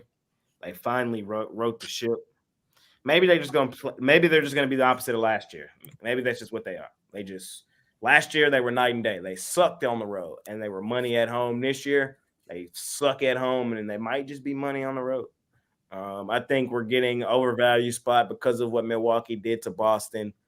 I think that we saw Clay go for 30 last night. Curry, come on, bro. Can you wake up, bro? Please. I've been saying this for a week now, Curry. Like, God damn, I'm begging at this point. I'm on the Warriors here. That's too many points to be laying with Milwaukee and Milwaukee. Mitch. Yeah, I'm gonna take the Warriors. The Bucks have been terrible covering against the Western Conference, so I know the Warriors are coming off of that win last night, but I think this is a lot of points, man, for a Bucks team whose defense is generally not that great. But this year, their defense actually is pretty good. Their offense is not that great. I think there's some vulnerability there with this big number. I'll take the Warriors. Right. Yeah, I agree. Give me the Warriors plus the points. This will be a single digit win for the Bucks. I think the Bucks win this game, but not by the 11.5. That's way too many. Fasting. Yeah, I'm with this one as well. I don't the whole NBA card today is just very shaky. I don't love anything in particular, but the Bucks at home don't cover, and I just think it's a better spot for Golden State tonight. That's a lot of points. They still have talent. They haven't been showing it. They did have a good run yesterday at Chicago, but it's just a good spot for them. I think the shooters get off to a hot start. They're going to keep the game relatively close. Milwaukee wins, but Golden State will get the cover. Mitch, we can tell you didn't check the injury report in this. Your views are drastically different because of that. You shouldn't lean San Antonio with Wemby out. Me? No, those are the guys in my comments, bro. Like, oh my God, like, shut the fuck up, bro. Like, it's weird because the guys that make the lines, they wouldn't know that, right? You know? It's like only they know that, right? You got the edge because you've got some injury news. The guys who make the lines for the games would never consider that when making the point spread. It's why when the guys are announced out late, the thing moves 7 points. You know, it's like in the NBA. Why we have to rebuild our entire premium area for late releases. Jovan, my man. Sure. She's liking this one. I'm on the over in this one. These are two high-scoring teams. What the Bucks do, even though they held the Celtics to 102. It wasn't with their main guys on the court, so they'll score. The Warriors will score, and I don't expect the Warriors to stop what the Bucks are going to do. So I think this goes over the total. The Warriors won one championship in recent years since Kevin Durant left, and really with a lot different team than what they have right now, I would say. Next up, our favorite money-making team, the best ATS team in the NBA, Thunder Buddies for life. They're laying 11.5 on the second best ATS team in the NBA, though. The Orlando Magic, man, laying a huge number on the Wayne Scotts. I'm on the Thunder Buddies here, though. This number is this big for a reason, fellas. I'm here to tell you, if I had to do an NBA power rankings right now, it would probably go something like Boston, Denver, Oklahoma City.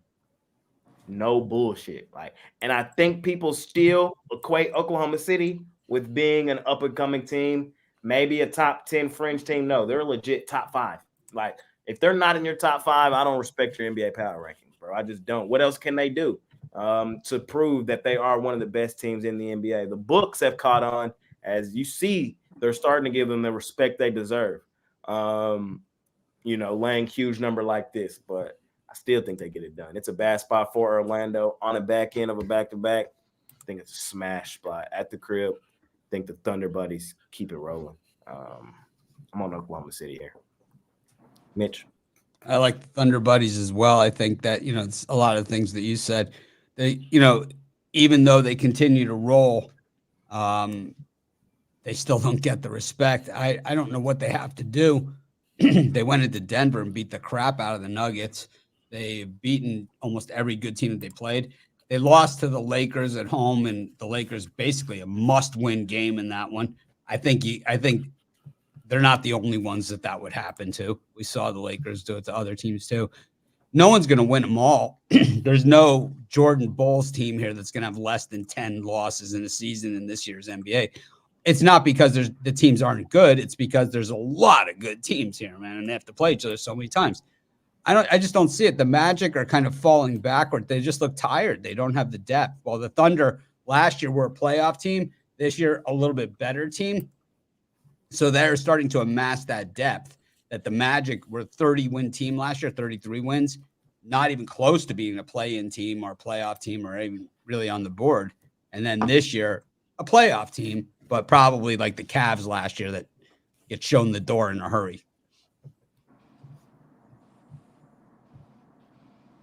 Zawacki. And for me in this one, I believe Magic. I think there's just too many points. I don't like laying that kind of number with OKC. I know that they are well improved this season. They're begging you to take the Magic. Yeah, but they don't have to beg me too much because you look. Brothers is the ref in this game, and guess what? Home favorites of 10 plus or more when he's reffing. 0-3 are those home favorites. Wow, 3. It's just one of these spots that I think OKC wins this game, but they win it by single digits. Magic's 7-0 ATS against so Thunder money line. Yep. Is that what you just said? Thunder money line is probably not. OKC wins, but I'm not laying I like the other side, as you would say. So I'm going to take the Magic plus the points. I think they keep it closer. The refs are even on their side. All three refs, the numbers 2 and 6, are the home favorites when all three of these guys are reffing. So backdoor cover all over it. The Waynes with the backdoor cover. Costi. Thunder Buddies for life. Yes, sir. Do you believe in magic? That's it. Yes, Thunder Buddies for life. Jovan. I think it's going to hover around the number. Going to be one of those games where, back and forth, 10, 9, 11, 12. you're gonna have to sweat it out. But I think at the end, I think the Thunder's gonna get it done as far as the spread. So Thunder buddies for life. Next up, my favorite team, the Dallas Mavericks, man, laying 2.5, 3 at the crib on the Pelicans. I'm on my Mavs tonight. I am.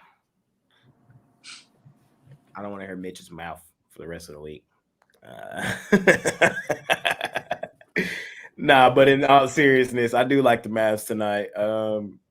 6 straight home game, won 4 of the last 5.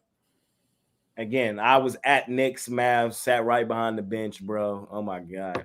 Vibes are at a high, even with Luka out. Tim Hardaway Jr. is playing really well. He had a 30 ball, shooting the ball effectively. When he's shooting the ball well, he's really good. When he's not, that's when he's terrible. But he's shooting it well right now. I trust him. Kyrie had a 40 ball. He came out with fire in his eyes, looked really good. It's a terrible spot for the Pelicans. Their 5th road game in their last 6 games on a back end of a back-to-back. Played in Denver last night, up in that elevation, now leaving the elevation. They're ready to get back to New Orleans. And I just see this as a terrible, bad spot for them. I think Dallas wins this game comfortably. I'm taking my favorite team, the Dallas Mavericks. Mitch. Yeah, I think that this one is a little bit tougher than what it looks like on paper. And I think that, the Pelicans coming off of that game against the Thunder, or against the Nuggets, were absolutely terrible.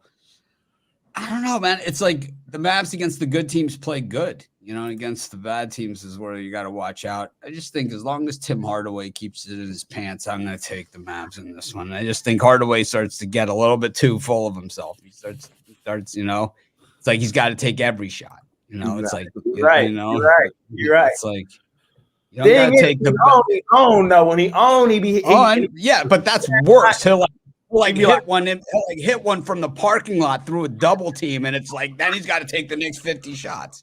That's exactly.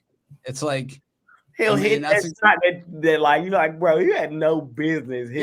I number one, you can't believe he's even getting double teamed, and number two, you can't believe that he actually made it. It was like you can open your eyes now. It was like that's exactly what he does. Yep. He's super streaky, man. Super streaky. Super streaky, man. I love him. Right.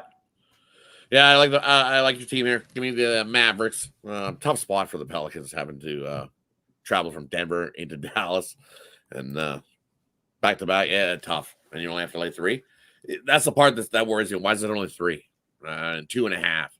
It's because it shouldn't be like 5, 6. It's still no Luka. No, I think it's still no Luka. So like, you know what I mean? And the Pelicans have been playing well. It's still no Luka. Like I was kind of surprised to see the Mavs even favored. To be honest, this is just a tough spot back to back. I think you got to take the Mavs here. Like they had the Knicks favored over us at home the other day. You know what I mean? I think the only reason Mavs favored is because the back-to-back, and the spot. But I think that's the reason why they do get it done. If the spot wasn't this bad for the Pelicans, straight up team for team, player for player, man for man, with who's on the floor tonight, I think the Pelicans are slightly the better team. But with all the extraness, I lean Mavs. And if this is without Luka, that's my assessment. Costi. I'm on the Mavericks here. The odds makers are clearly seeing it the right way. Why is the line only 3 without Luka?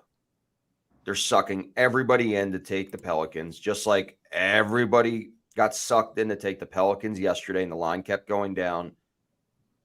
Hardaway has a good game. I think he could do it 2 nights in a row.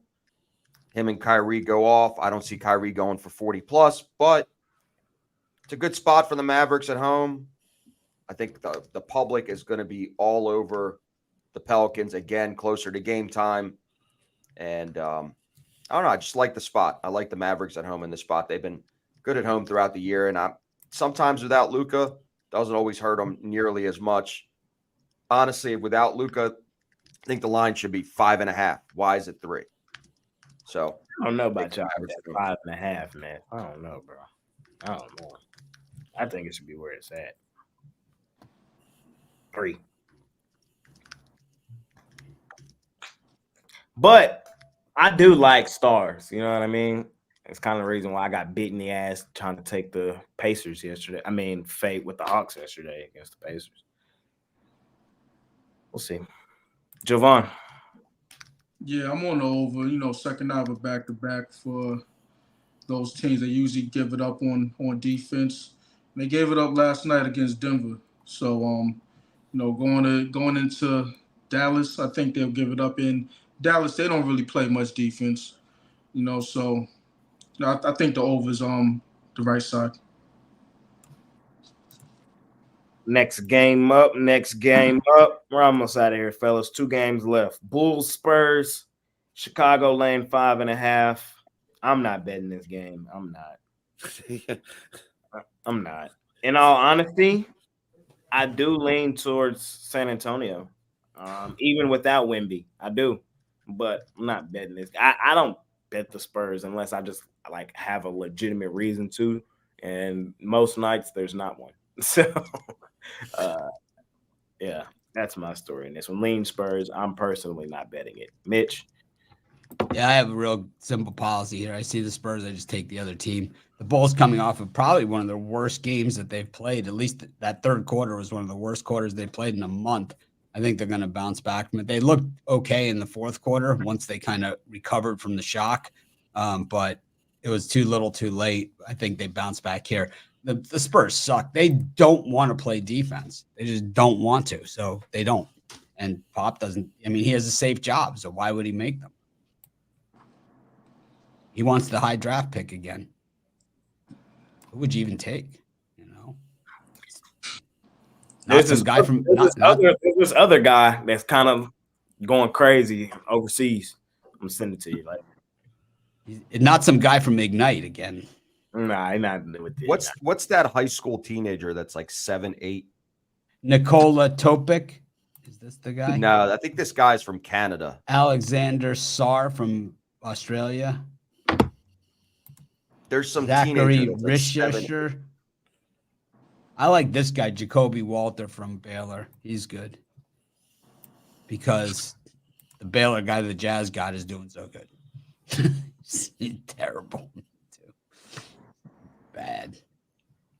I think, you know, some of these guys, it just takes them a little while. Just take one of these Kentucky guys, man. They're stacked. Just pick a guy and take him. Go with it. Always works out. Worst case, you got a Knox. Best case, you got a Maxey. This guy's name's Oliver Ryu. Making Oliver shit up Ryu. Again. Stop making stuff up. He's 7'5" and he's 15 years old. Are you sure he's not 7'9"? I'm telling you, Oliver Ryu. This guy's coming directly from Quebec. So, imported. Rod's like, he's got a gut on him. He loves his poutine, so he's in trouble there. Yeah. I love poutine. He's got the poutine gut. He's in trouble. extra curds. Extra curds for him. Yeah, extra curds. Them really squeaky ones. That's what. Can I get a side of gravy too? Extra curds. What you like hearing this one, Rod? I like the over in this one. This is what it said. San Antonio doesn't play any defense, and both these the second half of back to back. I don't see a whole lot of defense played in this one. Give me the over 229.5. Well up. Tankathon has Zach Edey, first round. Ooh, a little Twin Towers again. Straight stiff. You think so? In the NBA, he will be. But all he'd have to do, they have him going to the Sixers. He would just have to spell Embiid. You know, he wouldn't have to do anything. Nah. He has been playing. They end up like who was the last guy? Who was the guy from Iowa? Oh yeah, what was that guy? Luke Garza. Yeah. Yeah, but he wasn't that big. No, I'm not. That's not what I'm saying. But he's the worst was the white guy from Wisconsin. The white guy from Wisconsin that was like they gave him Frank something. It was Kaminsky, like, but he actually got some playing time. He actually got some playing time at the stops he was at. Yeah. Kaminsky actually played as a Any backup year. on the NBA. Yeah, but he was like seen as the college guy, and there was like college players that year that were off the chain. I Well, think that was John Morant's yeah. year. I mean, it's like Didn't John Morant's year get cut short because of COVID? no. Wasn't that John the Murray Morant and State? Zion were well gone. by Yeah, then. that was the Zion year where they pooped the bed. Yeah. John Morant was in the NCAA tournament. He did the crossover, man. It was Oh, like that's lighting right. him. That's right. I Remember think he scored like 70 or something in his Yeah, game. then It was Zion crazy. busted out the shoe. You don't remember that? Come Yeah, I on. remember that. What year was that? That was fresh off COVID. That was the year after, wasn't it? Nah, Or the year before. I've been I in, think he's it been was in right the league before. like, I think it's like 2019. 4 years. Yeah, It was the year before. Yeah, it was 2019 because COVID year was 2020. Okay, yeah. I knew it was something like that year before. Give me Chicago here. I don't trust the Spurs at home. Like Mitch said, they play no defense, potentially no Wemby. And outside of the Golden State game, the Bulls actually have been playing quite well. So I don't trust the Spurs. I can't bet on them at all. I try to stay away from as much as possible. So again, don't love this game. Lean on Chicago. Javon. Yeah, I'm on the Bulls as well. This is just a bounce back spot after, a bad second half in which I think it was really calmer because they had a thing for Jerry Krause or whatever the hell the owner's name was, and they booed his ass, and then they immediately lost the lead and lost the game. You know what I'm saying? So it was, it served them well. Don't say to lose that game, but in this one, I think they'll bounce back and get a dub. Jay picked against the Cowboys in the Jimmy Johnson Ring of Honor game. No, I didn't. That was the Commanders, wasn't it? No, it wasn't. That was the Lions game. Oh. It It wasn't this game. Nah, yeah, that was that game. Well, it's last game up, man. They got the Lakers favored over the Jazz on the road. Stop it. I'm on the Jazz.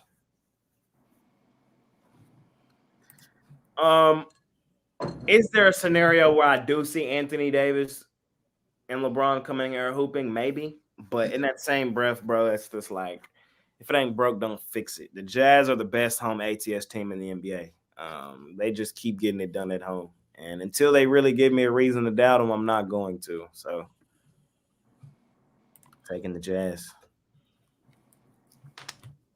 Once in a while, we see, we see the Lakers make a stand like they did against the Thunder, but few and far between. The Jazz have won 7 in a row at home, man. They're red hot. And it's like most people don't really realize this team, you got to look all the way back.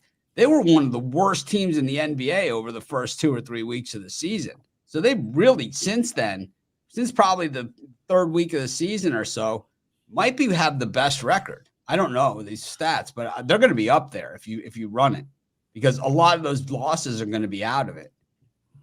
I'm going to take the Jazz here. I think they're the better team. I'm so sick of Travis Kelce too. This number's like I've seen it at 3 and when it's 1.5 and it's dropper, and it's kind of what they did yesterday with the Jazz. It was a 3 and 2.5, and then it dropped to like 1.5. No, I don't think the Lakers very much. But I take the Lakers here. I think the second half will back-to-back spot here for the Jazz. I think the Lakers come in and get the win. We're going with the Lakers here in this one. It was on the Jazz yesterday. I think it's just a letdown spot for the Jazz. Lakers come in and get a win. Costa. Give me the Jazz here. I don't trust the Lakers right now. Do I see a scenario like we talked about this morning where AD goes off and drops 30 and 15? Yes. But the Jazz just hoop at home, and they're the better team right now, and I trust them at the crib. So give me the Jazz getting the points at home. Javon. Yeah, I see a lot of points in this one. You got a Lakers team who gave up 127, to the Phoenix Suns, and they're a soft team. So, you're giving up those type of points to them. What you gonna do? What you gonna give up against a hot Jazz team? And I think they'll score some points as well. I mean, they got no choice to, because the Jazz are going to score. So they're going to have to try to match production. So give me the over.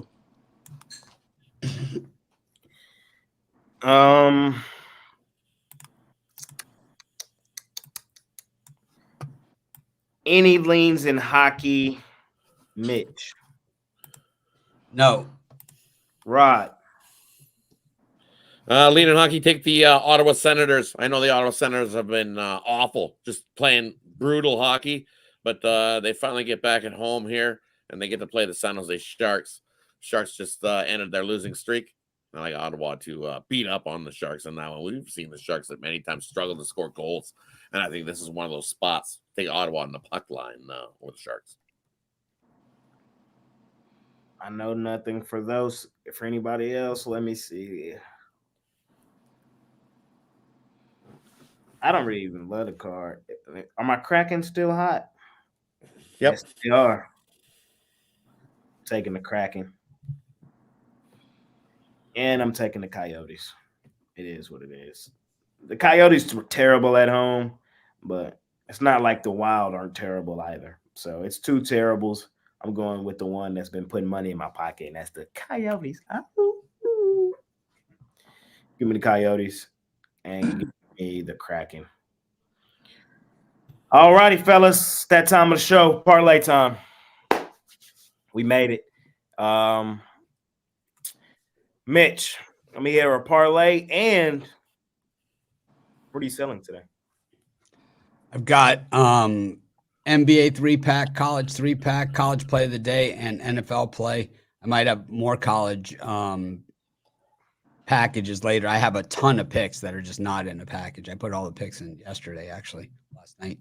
But anyways, for my parlay, I'm going to just go to college hoops. There's a million games here to choose from. So I'm just going to go from there. I'm going to take Boston College plus the points. I'm going to take South Carolina plus the points, and I'll take Kansas State plus the points. For sure. Hot Rod. And for me, over at Pick Dogs Premium, I got 7 plays in total. I've got a college basketball 3-pack. I've got a 2+1, which is 2 NFL, 1 NBA. I got my NHL sniper play on fire on all those. So scoop those up, grab something long term, save me a couple bucks. Best way to go. That way you don't miss out on any of those plays. And parlay for me, I'm going to go Kentucky on the money line, St. Bonnie's, lay the points. They win by 15 plus, and take the Dolphins money line first half. Parlay those 3 up. Jovan. Yeah, I have multiple 5-packs going in college basketball, throughout the day. I will have an NBA 3-pack going. I also have an NBA college basketball 3-pack going for the late night, prime time games. I have a 3-pack in the NFL. So got a lot going on at Pick Dogs over on this side. And then for my parlay, I'm gonna run with Purdue, Vermont, and I'm trying not to put in a noon game because it just started. But nah, you could live bet it. Tennessee and Northwestern 4-teamer. Go. I have my NBA play of the day up there for sale, guys. You guys can go scoop that up. We bounced back on it last night. We've been red hot on it all season long. We are 12-4-2, last 18 on that NBA play of the day. We are 37-20-4, last 61 on that NBA play of the day. You guys can scoop it up today over at Pick Dogs Premium. You can hop on something longer term, 3-day, 7-day, 30-day, monthly, yearly, seasonal. I got an NFL play in there for you. I got some college hoops. I got a ton of action. Best thing to do with me, hop on something long term. For my big bettors out there, let's bring in my guy Costi. You can join my All Access Club. The guys that have been in the All Access Club from the start are enjoying some really solid profits. We had a 10-star unit last night on the Nuggets, so hey, it's been a really solid season. This guy right here can tell you a little bit more about it. So yeah, with the all access with Jay, if you text 775-636-7674, not only do you get the late releases, because a lot of times because of injuries and updates throughout the day and shoot around, Jay adds games later in the day, as well as rate every single game that he gives out. So far, we started this November 1st up 120 units. Everything is ranged 1 to 5, 90% of the time, but every now and then Jay comes with a 10 unit like he did with the Denver Nuggets last night. It's all on Telegram, so not only do you get straight plays, but you get halftime alerts, and Jay upgrades games throughout the day based on what he's monitoring on all his social media platforms. So if you're a big player that could bet 500 or more a game, shoot me a text 775-636-7674, and I'll explain the program to you and hopefully make you a part of the team. You got a parlay for me? I got a parlay for you. Cooked up here in the lab in Baltimore, Maryland. Denver, Wake Forest, Purdue. I got a parlay too. I don't care what none of y'all saying. Meet me at the window. Chiefs. Celtics. Thunder Buddies. Cowboys. All money line. I'm going out like that. Man. You gotta wait for the Cowboys tomorrow. We for sure kicking the crap out of the Packers tomorrow for a fact. 4-teamer. Hey, the juice is crazy, but we're gonna cash it. Appreciate each and every one of you boys and girls that tuned in and watched this video today. Any last words for anybody else before we get on up out of here? Nope. Let's get it done. Let's win. Yep. Let's do it. Money making Saturday. Appreciate all you folks out there. Remember, our best bets are on the premium side. See you guys tomorrow. Same time, same program. We out of here. Peace.